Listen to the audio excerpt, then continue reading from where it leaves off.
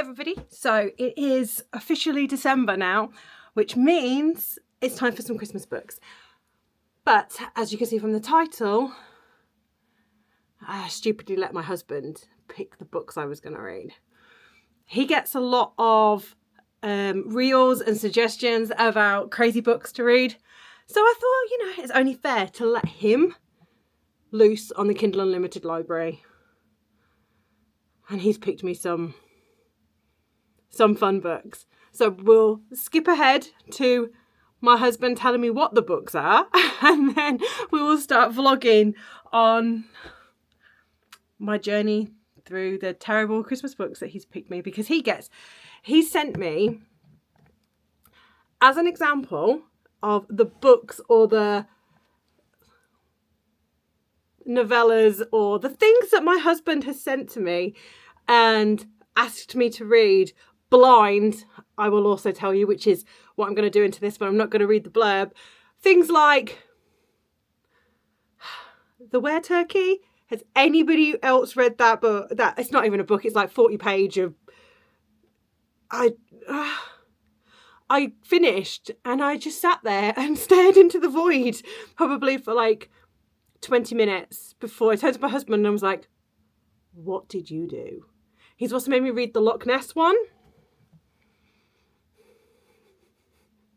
He has a lot to answer for. I don't know why I'm putting my trust in him at all when it comes to these books, but here we are.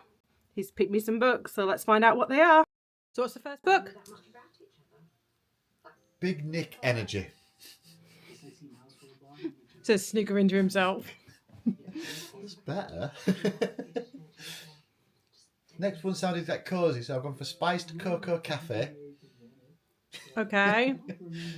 Have you read the descriptions of these books? No. Have you read the descriptions? Okay. So I'm like, if you've read the descriptions while you're sniggering, I'm like, oh God, what have you got me into? Oh, this is purely on titles alone. Okay. Which is why number 3 is Bought by Santa. You should be filming that reaction. Oh my God. Dragons Don't Do Happy Holidays.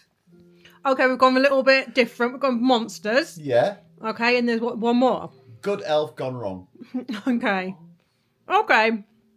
So these are books that you've picked without my knowledge, without looking at reviews, and I'm just going to download them onto my Kindle Unlimited. I've literally scrolled Amazon and saw that they're on Kindle Unlimited, and that is the only criteria I've got. And the names make me go, that sounds awful. Okay, you've not even looked at the blurb. Oh, no. God. All right, thank you. So I am 216 pages out of 361 pages into Big Nick Energy. I just don't like the female character. I don't like her. So the premise is, at the beginning, first 3 chapters, you have a bit of a time skip going on. So the first one, I think, is in 2017, 2018, and it's at university where Kay, I forgot her name, gets dumped by her boyfriend of a year called Nick.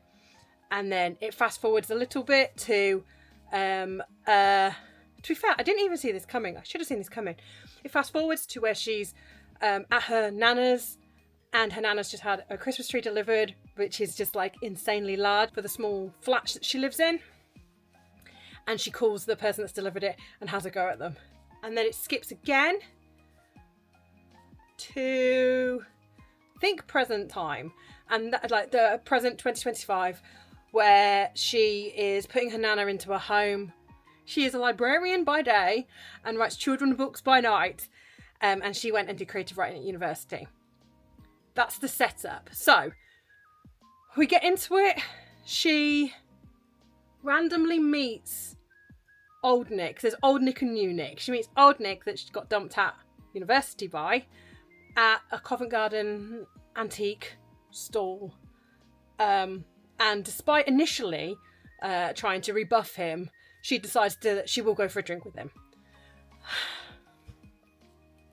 So you've got new Nick, who is like a finance guy. He's obviously got some skeletons in the closet and some baggage around an ex-girlfriend. And all the way through, I'm like, we're going to meet the next girlfriend soon, right? We're going to meet the ex-girlfriend soon. She likes that he takes on these big romantic dates and he spends money on her, but at the same time he looks down on her job as a librarian. He doesn't get enthused about her charity work that she's doing. She's doing this big book donation drive where she's asking for donations. She's going to wrap them up and then she's going to deliver them to different areas, so like the old people's home and to school and to various other places to, you know, get people into reading. It's a free present. So he's not big into that side of it. Thinks that she should concentrate more on her writing. When he introduces her to colleagues, it's all, oh, she's in publishing. It's never, oh, she writes kids' books. So he's not the most supportive of her life and the job that she has, her career choices. Now, her best friend from university called Lucy is somebody that also lives in London. This is all centred around London. They're at university in Bath. Now they moved to London. Her friend Lucy has got a lot of odd jobs, and one of her odd jobs happens to be working at a Christmas tree farm.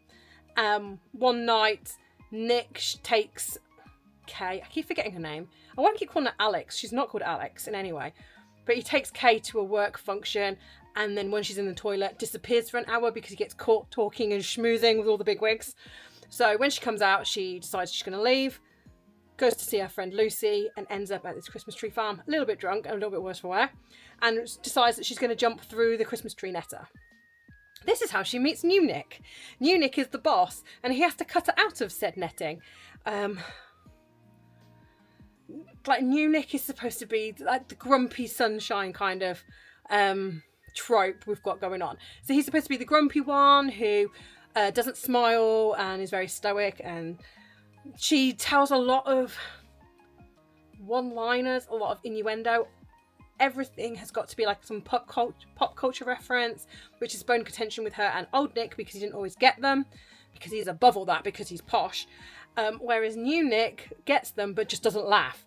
And one of the things that really drives me crazy about Kay is that she thinks she's hilarious, and therefore anybody that doesn't laugh with her or at her jokes is instantly a Grinch. So I also think what really, really winds me up about this, and I'm like, I know the whole point of this book is that she's in this like love triangle. But she just assumes that New Nick is into her from the minute she meets him. And I'm like, come on, love, have a little bit of self-respect. He may not be actually into you, and you're like making innuendos and making these jokes, and he's just like, God, can this woman take a hint? But obviously, for the purpose of the book, that's not what happens. Like I say, I'm 216 pages into this 360-page book, and I'm just not feeling it. The tagline is that it's a romantic comedy. I see no comedy in it. It's just a bit boring. I don't really like any of the characters. I like Nana. Nana's a great character. She's awesome. And I kind of like Lucy because she's just got like this whole thing going on. But I don't like any of the main characters. Not really. They keep boiling New Nick down to the fact that he's good looking and he's a bit grumpy. Apparently that's it. At the moment though, she's with old Nick. Old Nick has talked about having kids in 10 years time. Oh, we're going to have kids. And she's just like, oh, we'll just have some fun. They have run into the ex-girlfriend at this point. I want to say Neve. And she's just supposed to be this ice cold bitch. Is how they describe her. Oh, she's got blonde hair and she's just icy. I don't know. I'm just not that bothered for it. I thought it would be more Hallmark movie. It is Hallmark movie, but bad Hallmark movie. You have no investment whatsoever in the characters, and you kind of hope there's going to be like some freak rock slide or earthquake or something, and it ends in like a tragedy. That's kind of like how it is right now. I'm going to finish it because this is one of the 5 books that my husband has lovingly picked out for me, but it is a reason why I don't really like contemporary romance. I struggle with them. I don't like meet cutes. I'm not a big romantic comedy person. It has to be done in a certain way for me to like them. So I think this is why I never really gravitate to contemporary romance, because I don't like rom-coms. There's got to be something else at work for me. You know, if they don't have a dragon, what's really the point? So I'll catch up in a bit. I meant to catch up when I got to about 100 pages last night. But it was last night and I was in my pyjamas and my camera was downstairs and I wasn't going to go get it. Not a good start to my Christmas week of reading books, is it? I've only got another 20 pages in, but again, she's annoyed me. So she's met Nick's mum, new Nick, who's given her loads of food, and they've gone to an event, and obviously she's dressed as Santa. She's also perved at him when he's in the middle of getting changed rather than announcing herself. She's just stood there watching this guy get changed. And she's then like said, oh, should we go get a drink after this? Bear in mind she's dating this other guy anyway. And then, when she was actually in the office when he was fully dressed, she'd noticed that he's bought like 200 copies of her kids' book. So immediately she's more interested in him now. Before all this point, she's been going, oh, you know, he's not for me. We're not. There's no chemistry. There's nothing. And now she's like, oh well, I'm half dating him because she's asked him to go for a drink. She's just so insufferable. I hate her. I hate this character. I hope this isn't a self-insert because I just can't stand her. I just can't stand her. I don't want her to be happy. That's bad, isn't it? It's a Christmas book. It's a Christmas rom-com. And I don't want her to be happy.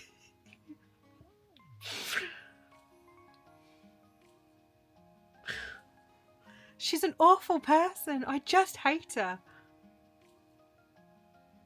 And she's been invited to old Nick's parents' Christmas Eve party.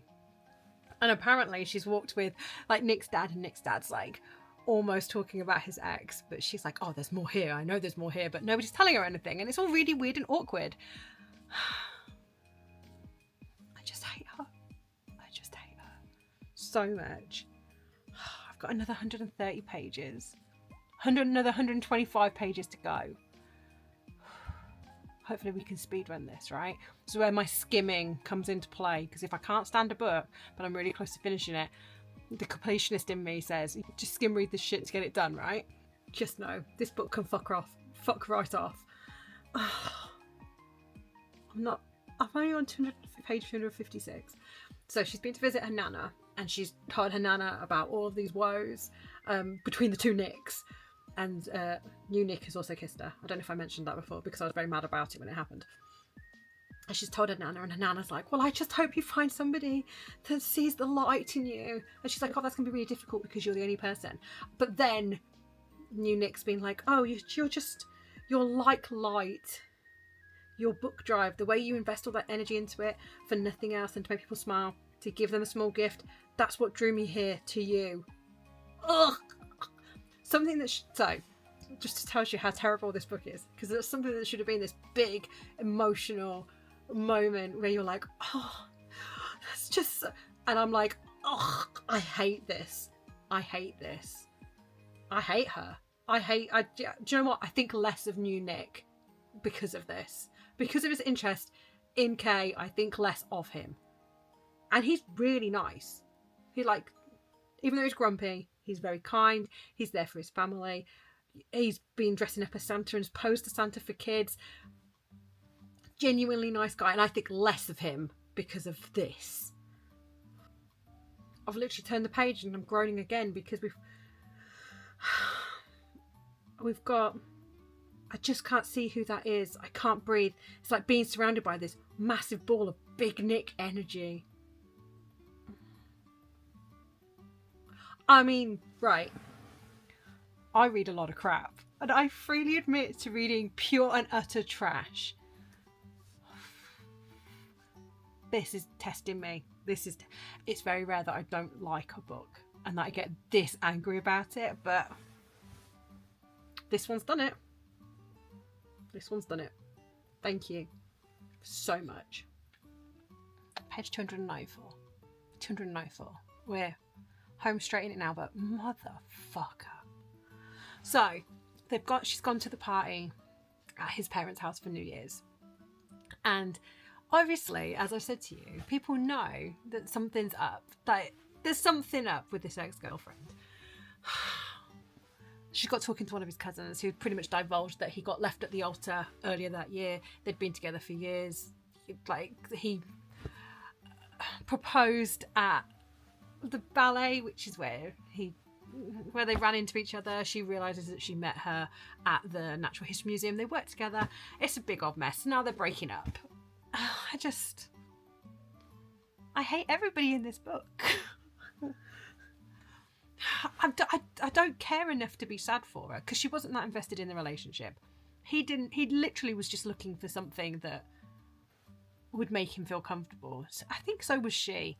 But I just hate her. I hate them. I hate him. I hate everybody. Can we have a separate story about the Nana going on an adventure with Lucy? That would be great.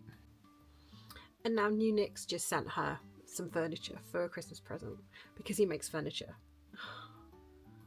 I seriously respect New Nick so much less because of this. Oh, thank God. We're on page 313 into the epilogue page. Come on. So she got to the Christmas tree farm.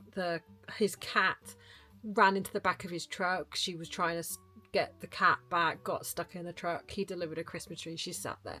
Of course she is. And then she's like, oh, I don't have my boyfriend anymore and you're wonderful. And then they kiss and now it's an epilogue. Whoop! 1 year later. Okay, we're on book number 2. Good Elf Gone Wrong. So it starts off with Gracie at her parents' house the day before her wedding, which is also supposed to be Christmas Day that she's getting married on, finding her fiance and her sister going at it behind the Christmas tree. Now, her sister's supposed to be this spoiled golden child of the family who gets away with everything, and Gracie is the pushover. So what she's done a year later, when her sister is getting married to her ex-fiance, and has stolen her wedding dress and cut it up, which was a vintage wedding dress, she's kind of convinced a guy on the bus to be her fake boyfriend.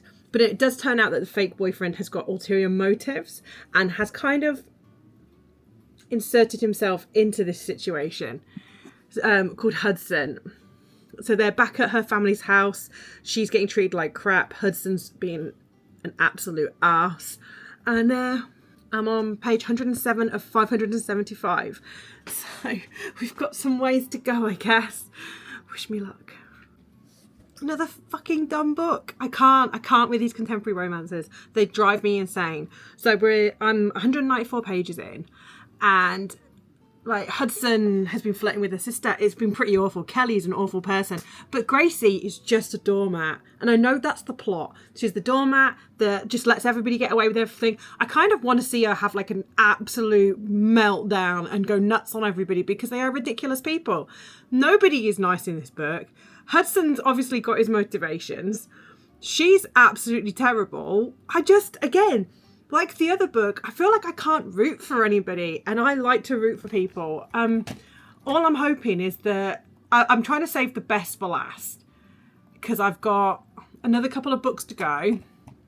So I've got Dragons Don't Do Happy Holidays, and I've got Spiced Cocoa Cafe to go.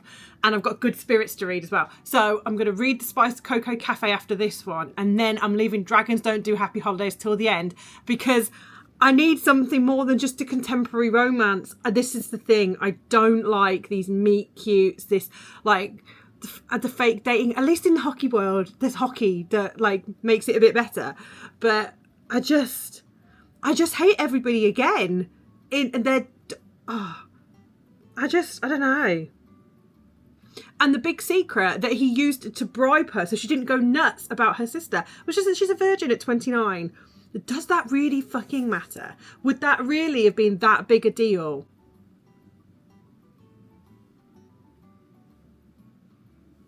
...235 pages in. I'm like, I'm going to carry on because I committed to this, but I'm going to kill my husband because, oh my God. I mean, I read, if I'm going to read like romance, like I say, it's got to be dark romance. It's got to be hockey romance. If it's contemporary, it's fantasy romance. This woman is so pathetic.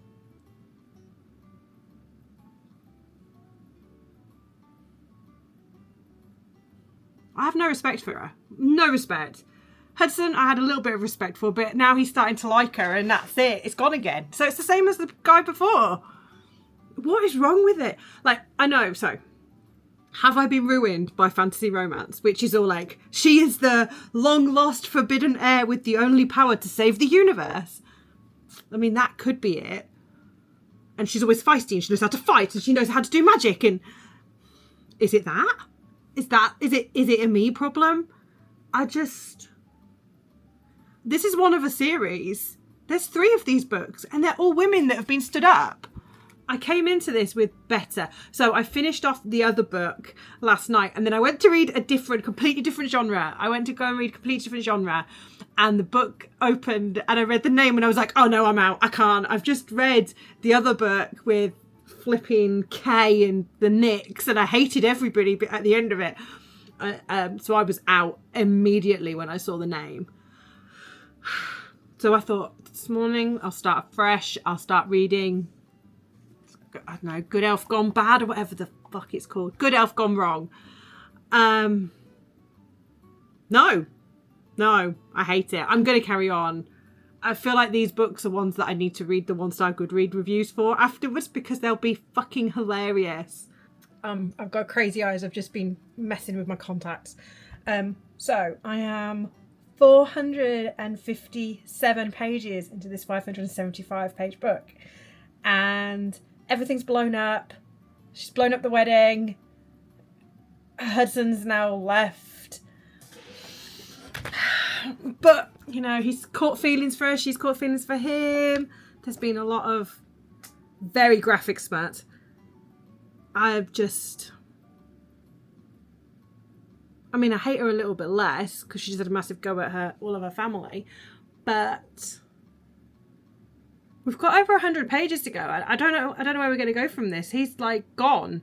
I'm assuming there's going to be some grovelling or something coming up. Once again, we were lied to. It's not 575 pages long. It is in fact 537 pages long, and I have finished it. The next bit is the bad elf gets hitched, which is like, I think it's a novella that carries on from where Gracie and Hudson have just got engaged at the end of this book. Surprise, surprise. He tracked down the ring that her grandmother had stolen from her by one of her daughters, who then sold it. Anyway,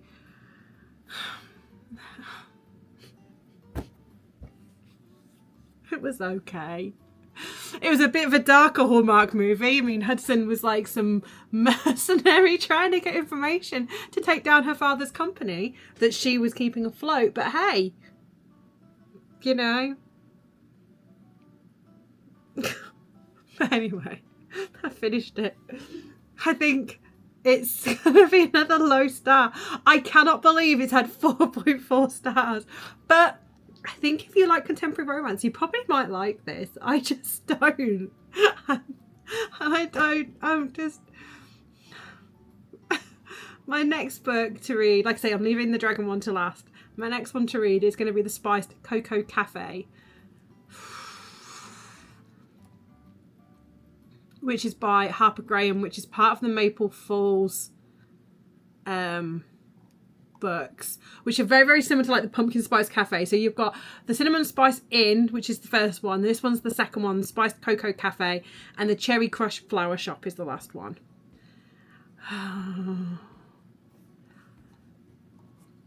I can't help but feel like I'm reading Hallmark Christmas movies, and it's just a bit much, but it's okay. It's okay, because at the end, we've got Dragons Don't Do Happy Holidays. A small town, cozy, festive shifter romance. That's what we're looking for. That might make this up. It's early morning, so we're going to excuse how dark it is and the terrible lighting. And we're going to talk about The Spiced Cocoa Cafe. So I am just over 100 pages into it. It's this one by Harper Graham. It's a Hallmark movie. It is literally a Hallmark movie. Cassidy has taken over the chocolate shop in Maple Falls. I mean, listen to that. And on the first night she's setting up the shop. The night before it opens, she accidentally locks herself outside of her shop. The very handsome guy from the shop across the road, Liam, comes and helps her get in. There's sparks, but he's obviously somebody that's shut off to romance. He's grumpy. He doesn't like Christmas because of something that happened 4 years ago that he mentions regularly internally, but does not actually give you anything else when it comes to information. Cassidy's come out of a bad relationship with somebody in Paris. There's sparks have been flying. They've nearly kissed. They've both admitted that there's clearly something there. But yeah, Liam's not sold on any of this. So it's Grumpy Sunshine, small town romance. They're going to keep getting shoved into the same thing. Oh, and there's a Christmas lights competition between some of the shop owners. So there's like a few shops that have been chosen, but dun dun dun, some of the shops that have got lights and stuff up have been sabotaged. So there's now also the gingerbread jerk mystery. It's 352 pages. I'm 100 pages in. It is literally a Hallmark movie. I actually forgot as well, there's 2 books to go after this, as the ones that my husband has picked out for me. So we have got the Dragon Shifter book, which I am leaving till last. But there is also, oh God, what's it called? Bought by Santa, which is a dark mafia one. Bought by Santa, a dark mafia Christmas romance novel. So there's also that one. So I think after these sickeningly sweet Hallmark movie type cozy books, 2 of which were terrible and I hated, I think this one's going to be a little bit more palatable, but I do think it's going to be sickeningly sweet. I'm going to move on to a dark mafia Christmas romance novel. And then some Dragon Shifters, which is all Christmas themed. So, yay. Okay, so we finally got to what Liam's hang up about Christmas is. And it's that his college girlfriend that was coming to visit him hit a patch of black ice and didn't make it. So that's what his Christmas accident is about, which is why he's miserable the whole of December, apparently. I don't know. Okay. Her friend Zoe's actually told her it wasn't even that Liam told her himself. It was that her friend was like, oh, well, you two are really nice together. And she's also was made an orphan at Christmas. So she's like, oh, well, you know, you're a huge bummer at Christmas because crap stuff happened to you. So let me just tell you the crap stuff that happened to Liam. Because Liam's very much like, oh, I'm never going to fall in love again. So you knew there was like a dead girlfriend or something tragic had happened. But yeah, that's essentially what's happened. His girlfriend died at Christmas. Well, and yeah, December sucks for him. Okay, good. Okay. We are 146 pages into the Spice Cocoa Cafe. And they've now gone on like a wintry hike. But oh no, it snowed too much. But they're really close to his family farm, which has a llama shed that they can take shelter in. And they're there by themselves, sharing cocoa after she shared her story of loss. And of course, one thing leads to another, and we get the first kiss.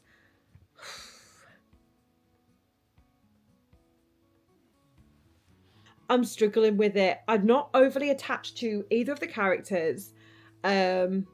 None of the characters actually have warmed themselves to me.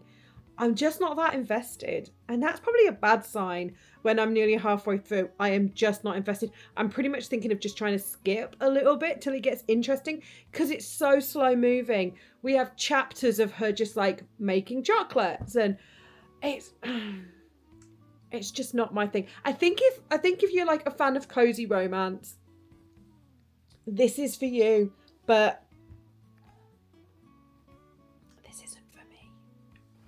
so I am 240 pages into this 352 page book. So obviously things have progressed a little bit more with Liam. The town's basically turned into the Gilmore Girls and they are doing a Team Cassidy or a Team Liam sweaters. And then her ex has turned up and proposed to her. Liam's seen it from a distance and gone running off. I had to take a break from this book for like a day because it was just too much. I had to go and read like 50 pages of dark romance to feel a bit better about life. Okay, page 300 now. So, Liam came back. There was no revisiting Christmas Past. So he came back after just freaking out. They admitted that they are falling in love with each other. Lovely moment. They finally get it on, which is all off page. You don't really get any stuff because it's cozy. And they're out doing Christmassy things. And she says to him that he's the only other guy that she's been with other than her ex. And then Liam just goes nuts because it sounds like things got quite dirty. And he was like, oh, I've pushed you into things that you didn't want to do. And she was like, no, you didn't. And he's like, yeah, you did. Yeah, I did. How do you know that I didn't? You don't have enough experience. And they've just kind of fallen out. And it's just a bit annoying. It's like making up reasons to break up for the sake of it. And I get it. There's no real external forces in cozy romance. There's nobody to come in and to like cause that drama. But this is just so ridiculous. So they've also found out that the gingerbread jerk is just a family of raccoons that go around trashing everything.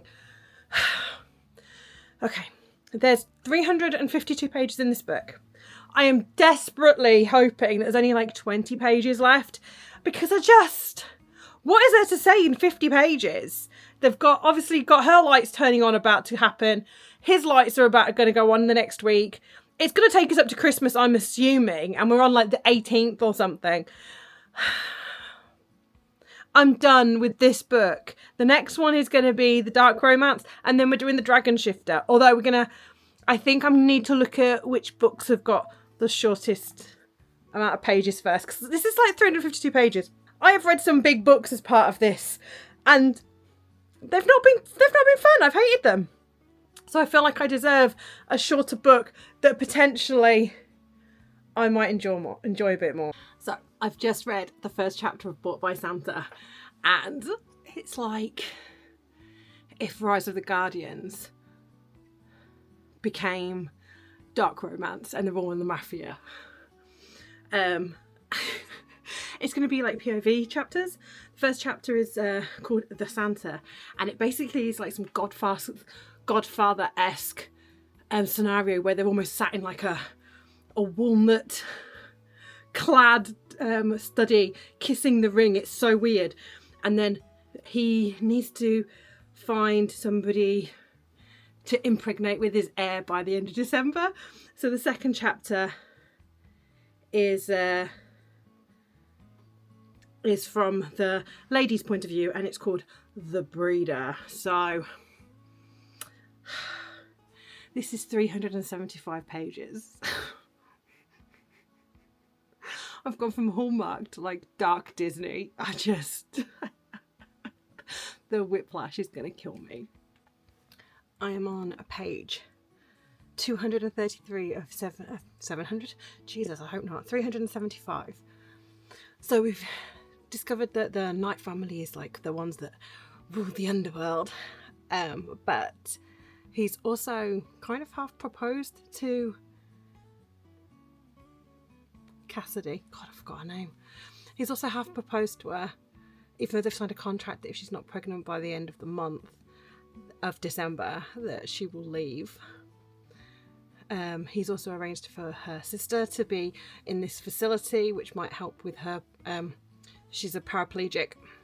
So there's that.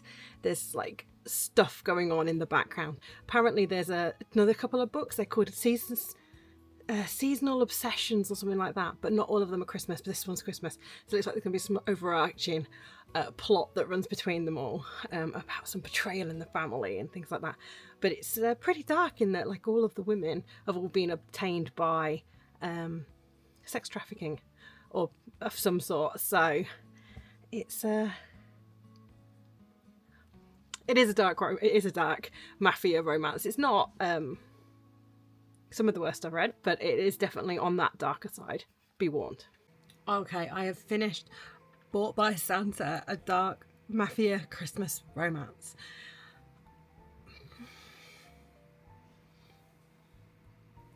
I mean, we get a lot of answers, and I don't want to go into them. I don't want to do any spoilers, but it was okay. it felt like they were very quickly went from, oh my god, this guy's just forced me into this situation, to he's in love with her. Even, I don't know, it goes, the relationship moves at a very fast pace, and I don't necessarily feel like it was convincing, you know. Sometimes they feel very convincing, but I don't necessarily feel like this one did. I'm gonna mull on it. So the last book that I have had suggested to me then, that I will be starting, is Dragons Don't Do Happy Holidays. So it's a dragon shifter, and this one is 272 pages.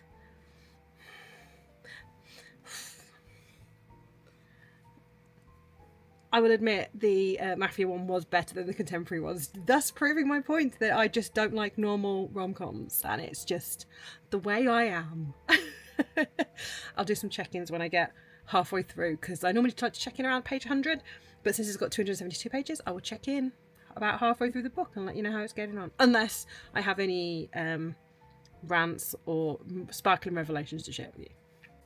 I am just over 100 pages. I am 115 pages into this book. So, the premise is, the main female character is called Lizelle. She's moved back in with her mother. Looks like it's her childhood village, which is all magical. There's witches and shifters and craziness.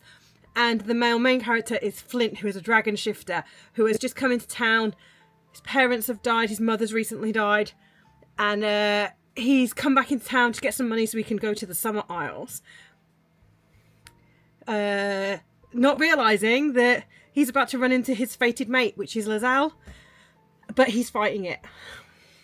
She's moved there because her husband cheated on her and took all of her money, but she's got 2 children that she's also taken with her. So at this point they've met. She's some sort of like witch that specialises in brews, and he's working for like this weird mysterious tavern that apparently pops up every so often. So it's kind of cute. I don't hate any of the characters right now, so that's always a good sign. Considering the run of books that we've had where I've hated many, many of them, the fact that I hate none of the characters right now is great. But no, it's a cute little story so far. 115 pages in, has absolutely flown by. So if they fly by to me, it means that, you know, they're nice and easy to read. It's absolutely no effort. There's like, no, I'm not getting bored. I'm not struggling with how it's written in the slightest. Overall, having a good time right now. So I'm going to carry on and see if I can get this finished today. Okay, we have finished the Dragon Shifter books. Book. It goes very 0 to 60 in Instalove, but, you know, if they're fated mates, I guess that's to be expected. There's a little bit of a weird subplot that doesn't really go anywhere. In that there's another dragon shifter that's trying to get information about his mate. He goes about it in a weird way and tries to threaten Flint. I don't know. It's all... What's going on? It's all a bit random and weird, and it's almost like fabricated drama for the sake of fabricated drama. I don't know. I enjoyed it though. It was a nice, enjoyable book to finish up my week of reading books that my husband randomly found on Kindle Unlimited. It wasn't the worst one of the bunch. The last 2 that I've read have been fine. In comparison to the other ones, they've been fine. Just don't... The moral of the story is, don't let your other half pick books out and then go into them blind. That is the moral of the story. But I feel like this isn't going to be the last one of these videos. He seemed to enjoy it far too much. Especially when I'm ranting about how terrible the books are. He loves it when I rant. So I guess we will see. But thank you for watching, and I will see you all next week.